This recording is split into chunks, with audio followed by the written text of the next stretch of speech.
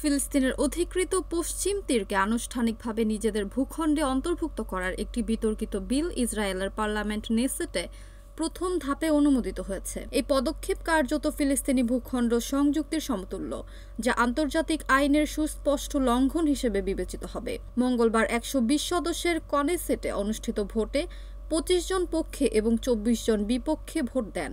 Israeli প্রধানমন্ত্রী Benjamin Netanyahu ও তার Likud দল এই বিলের বিরোধিতা করলেও তা প্রাথমিকভাবে অনুমোদন পায়। বিলটি আইন হিসেবে কার্যকর হতে আরও 3 দফা ভোটের মধ্য দিয়ে যেতে হবে। এই পদক্ষেপ ফিলিস্তিনি ভূখণ্ড সরাসরি দখলের শামিল বলে মনে করা হচ্ছে।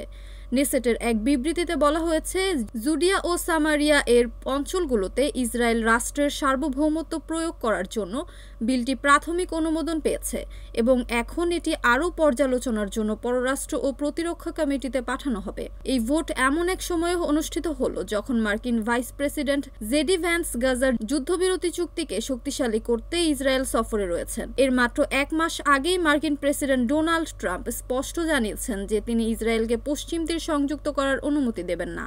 লিকুদ পার্টি এর বিবৃতিতে এই ভোটকে মার্কিন যুক্তরাষ্ট্রের সাথে আমাদের সম্পর্ক নষ্ট করার জন্য বিরোধীদের আরেকটি উস্কানি বলে অভিহিত করেছে। নেতানিয়াহুর জোটের কট্টর ডানপন্থী শরিক দল জাতীয় নিরাপত্তা মন্ত্রী ইতামার বেন গভিরের জিউইশ পাওয়ার পার্টি এবং অর্থমন্ত্রী বেজালেল স্মোট্রিচের রিলিজিয়াস জায়োনিজম বিলটির পক্ষে ভোট দেয়।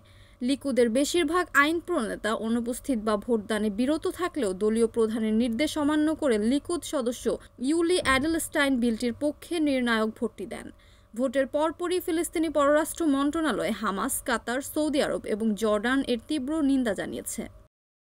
এনএএন টিভি নিউজ ডেস্ক।